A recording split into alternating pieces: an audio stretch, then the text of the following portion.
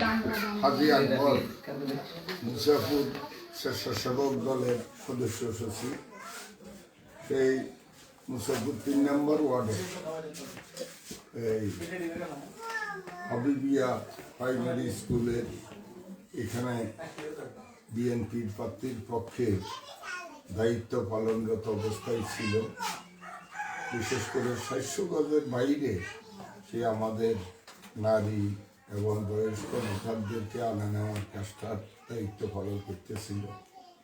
আমরা যখন কেন্দ্রে এসেছি আমাদের প্রার্থী মোস্তফা কামাল পাশা সহ, তখনও এই অভিযোগটা আসছে যে কোস্টগার্ড এবং নৌবাহিনী একটা বিশেষ প্রার্থীর পক্ষে, তার দাঁড়িপাল্লার পক্ষে তারা কাজ করতেছিল। এবং শুধু এই কেন্দ্রে নয়, প্রত্যেকটা কেন্দ্রে আমাদের যারা চিহ্নিত নেতা, সিনিয়র নেতা, তাদের একটা তালিকা তাদের কাছে ওরা সরবরাহ করেছে ছবি সহ। এবং প্রত্যেকটা কেন্দ্রে এসেই তারা প্রথমে তাদেরকে আইডেন্টিফাই করার জন্য এবং তাদেরকে কেন্দ্র থেকে বিতাড়িত করার জন্য লাঠিচার্জ করেছে। হাজী আকবরের উপর অমানসিক নির্যাতন করা হয়েছে। সেই মারাত্মকভাবে আহত, হাসপাতালে চিকিৎসা নিয়েছে, এখন বাড়িতে আছে। আমি তার সুস্থতা কামনা করি। আমি বলবো আমাদের প্রিয় নেতা বিএনপি চেয়ারপারসন, যিনি আগামী দিনের প্রধানমন্ত্রীর দায়িত্ব পালন করবেন, তিনি ইতিমধ্যে নির্দেশ দিয়েছেন যারা আমাদেরকে ভোট দিয়েছে, যারা আমাদেরকে ভোট দেয়নি, সবাইকে নিয়ে মিলেমিশে আমরা বাংলাদেশটাকে এগিয়ে নিয়ে যাব। আমি গতকালকে ভোট সমাপ্তির পর কন্ট্রোল রুম থেকে বেরিয়ে আসতে একই কথা বলেছি যে আমরা স্ব-অবস্থানে বিশ্বাসী। দীর্ঘ 15.5 বছর হাসিনার অন্যায় অত্যাচারে আমাদের নেতা কর্মীরা বাড়িঘরে থাকতে পারে না। এর আগে 1/11-এর 2 বছরও একই অবস্থা হয়েছে। আমরা এই রাজনীতি বিশ্বাস করি না। বাংলাদেশ জাতীয়তাবাদী দল মনে করে যে আমরা বিভিন্ন ধর্ম গোত্রে এবং বিভিন্ন রাজনৈতিক দলের নেতা কর্মী আমরা একসাথে বসবাস করি। বিশেষ করে সন্দ্বীপ একটা বিচ্ছিন্ন দ্বীপ। এই বিচ্ছিন্ন দ্বীপে আমরা মনে করি সবাই আমরা একে অপরের আত্মীয়। এই কারণে যেই ঘটনাটা হয়েছে, এই ঘটনার জন্য যারা এই ঘটনা সংগঠিত করেছে আমরা আপনাদেরকে মাফ করে দিয়েছি। কিন্তু আপনারা আপনাদের কৃতকর্মের জন্য যদি অনুতপ্ত হন, তাহলে রাব্বুল আলামিন আপনাদের হেদায়েত করবে। আমি মনে করি আকবরের মতো আমাদের অনেক নেতা কর্মীকে এইভাবে তারা মারধর করেছে।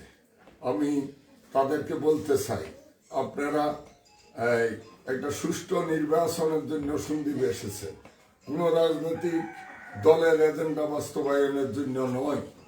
পার্টিকুলার রাজনৈতিক দলের এজেন্ডা বাস্তবায়ন আপনারা করতে গিয়ে এই যে আমাদের কিছু নেতা কর্মীর উপর এইভাবে আঘাত করেছেন, সত্যি এটা আমরা আপনাদের থেকে আশা করিনি। হ্যাঁ, আমাদের নেতা কর্মীদেরও কিছু ভুল ত্রুটি ছিল। অনেকে অতি উৎসাহী হয়ে ৬০০ গজের ভিতরে গিয়েছে, কিন্তু তার জন্য এইভাবে তাদেরকে পিটা উচিত হয় নাই। শুধু একজনে নয়, কয়েকজনে মিলিয়ে একজনের উপর আঘাত করেছেন। এটা আমরা খুব কষ্ট পেয়েছি।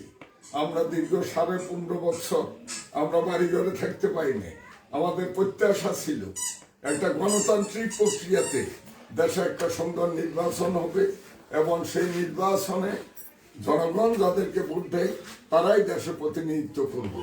আল্লাহর অসীম রহমত, শহীদ রাষ্ট্রপতি জিয়াউর রহমানের গড়া দল বাংলাদেশ জাতীয়তাবাদী দল, আমাদের আপসীন নেত্রী, গণতন্ত্রের মা, জাতীয় ঐক্যের পথিক, দেশনেত্রী প্রয়াত প্রধানমন্ত্রী বেগম খালেদা জিয়ার দলে বাংলাদেশ জাতীয়তাবাদী দল, আমাদের প্রিয় নেতা শহীদ রাষ্ট্রপতি জিয়াউর রহমানের প্রতিচ্ছবি, বিএনপি চেয়ারম্যান, আগামী আমাদের প্রধানমন্ত্রী, ওনার নেতৃত্বে এবং ওনার প্রচেষ্টায় সারা বাংলাদেশকে বিভিন্ন রাজনৈতিক দলকে সংগঠিত করে 5ই আগস্ট ফ্যাসিস্ট হাসিনাকে এই দেশ থেকে বিতরণ করার যে ব্যবস্থাপনা, তার মাধ্যমে আজকে এই গণতান্ত্রিক প্রক্রিয়া।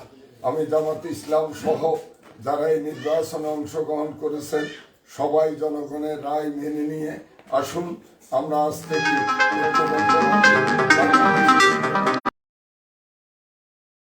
এই সন্দীপকে অস্ত্রমুক্ত করতে চাই। সন্দীপকে আমরা নৌ যোগাযোগ ব্যবস্থা সহ টেকসই উন্নয়নের মাধ্যমে আমরা সন্দীপকে এগিয়ে নিয়ে যাব। সন্দীপের আমাদের বাপ দাদার যে সহায় সম্পদ ভেঙে গিয়েছে, নদীগর্ভে বিলীন হয়ে গিয়েছে, অধুনা এগুলা আবার জেগে উঠেছে। এগুলা তৎকালীন ফ্যাসিস্ট সরকারের সাধারণ সম্পাদক ওবায়দুল কাদেরের কারণে আমাদের বাসানচর, আমাদের স্বর্ণদ্বীপ এবং আমাদের ঠেঙ্গাচর সহ যেগুলা শহরগুলা তারা নোয়াখালী নিয়ে গিয়েছিল। আমি আশা করব আমাদের প্রিয় নেতা মোস্তফা কামাল পাশার নেতৃত্বে, আমাদের প্রিয় আগামী দিনের প্রধানমন্ত্রী জনাব তারেক রহমানের নেতৃত্বে এগুলা সন্দীপের সাথে সম্পৃক্ত হবে। সন্দীপের 1000 বর্গ মাইলের এই যে বিশাল ভূমি সম্পৃক্ত হয়ে সন্দীপ হবে একটা আলোকিত উজ্জ্বল একটা সম্ভাবনাময় দ্বীপ। এটা আমরা এই মালদ্বীপের মতো করে সন্দীপকে আমরা সাজাবো এবং এখানে পর্যটকরা আসবে, এটা পর্যটন কেন্দ্র হবে। আমাদের যে রেমিডেন্স যোদ্ধাদের উপর আমরা দাঁড়িয়ে আছি, 13% রেমিডেন্স দিচ্ছে আমাদের ফরেনাররা, তাদেরকে ধন্যবাদ জানাই। বিশেষ করে গতকালকে নির্বাচনে যারা অনেক কষ্ট করে দেশ বিদেশ থেকে এসে সন্দীপে এসে আপনারা আপনাদের ভোটাধিকার প্রয়োগ করেছেন। আমরা দেখেছি একটা উৎসব মুখর পরিবেশে গতকালকে নির্বাচন হয়েছে। অনেক মহিলা তারা ঘন্টার পর ঘন্টা লাইনে দাঁড়িয়ে কষ্ট স্বীকার করে তারা ভোট দিয়েছে। অনেক বয়োবৃদ্ধ লোক তারা জীবনের শেষ ভোট দেওয়ার জন্য আসছে। আর আমাদের নবীন ভোটারদের চোখে মুখে আনন্দের যে বন্যা আমি দেখেছি, আমি তাদেরকে ধন্যবাদ জানাই। যারা প্রথমবারের মতো ভোটার হয়েছেন এবং ভোটদানে অংশগ্রহণ করেছেন, আপনাদের সকলকে ধন্যবাদ। আমি স্পেশালি বলবো, আকবর তোমার উপর যে অত্যাচার হয়েছে এটা হয়তো আমরা মিটিয়ে দিতে পারবো না, কিন্তু তোমার প্রতি যে দোয়া, যে ভালোবাসা সাধারণ মানুষের সকাল থেকে অনেক নেতা কর্মী প্রধান দায়িত্ব ছিল, আমাদের অনেক নেতা কর্মী,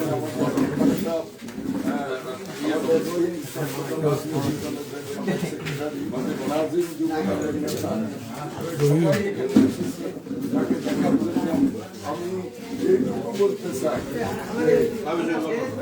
একটা পরিবর্তনের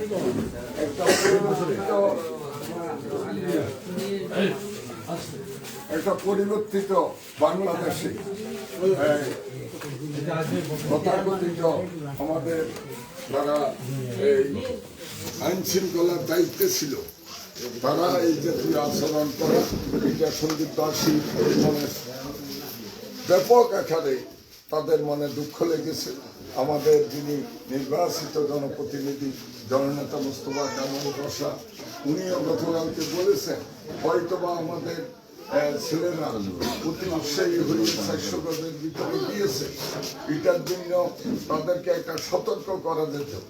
কিন্তু এভাবে অমানসিক নির্যাতন এটা আমরা কোনো অবস্থায় মানতে পারি না। আমি আমাদের সকল নেতা কর্মীকে বলবো, আমরা প্রতিহিংসা নয়, আমরা আমাদের প্রিয় নেতা জনাব তারেক রহমানের নির্দেশিত যে পথ, আমরা সবাই মিলেমিশে এই সন্দীপটাকে এগিয়ে নিয়ে যাব। আমাদের যে তারুণ্য নির্ভর নেতৃত্ব, সেই নেতৃত্বের মাধ্যমে সন্দীপ আলোকিত হবে।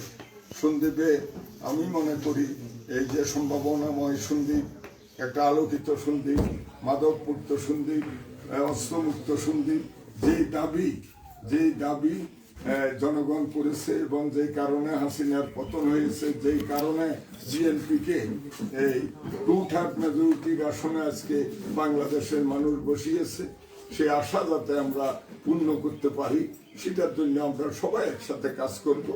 আমি প্রতিদ্বন্দ্বী প্রার্থীদের তাদের অনুসারীদের বলবো, আসুন সন্দীপ করার কাজে আমরা একসাথে কাজ করবো। এটা হবে আমাদের আজকে সবাই ছাওয়া পাওয়া। আকবরকে আবারও আন্তরিকভাবে আমরা সবার পক্ষ থেকে সমবেদনা জানাচ্ছি। তার পরিবারকে এই যে তার উপরে তো নির্যাতন, এটা সাহায্য করে তাদেরকে ক্ষমা করে দিয়ে আমার মনে হয় দলের যে কার্যক্রম আগামী দিনে সন্দীপ করার যে কার্যক্রম, সেই কার্যক্রমে অংশগ্রহণ করবে। সবাই ভালো থাকবেন, সুস্থ থাকবেন এবং আমাদের এই যে ঐতিহাসিক বিজয়, এই বিজয়ে আমাদের প্রিয় নেতা বলেছে কোনো মিছিল হবে না, কোনো আনন্দ মিছিল আমরা করব না, কোনো প্রতিহিংসা পবন আমরা হব না। আমরা সবাই প্রতিদ্বন্দ্বী প্রার্থী এবং যারা আমাদেরকে ভোট দিয়েছে, যারা আমাদেরকে ভোট দেয়নি, সবাই আমাদের পাশে থাকবে এবং কাজ করার কাজে আমরা একসাথে কাজ করব। সকলকে ধন্যবাদ। আল্লাহ হাফেজ।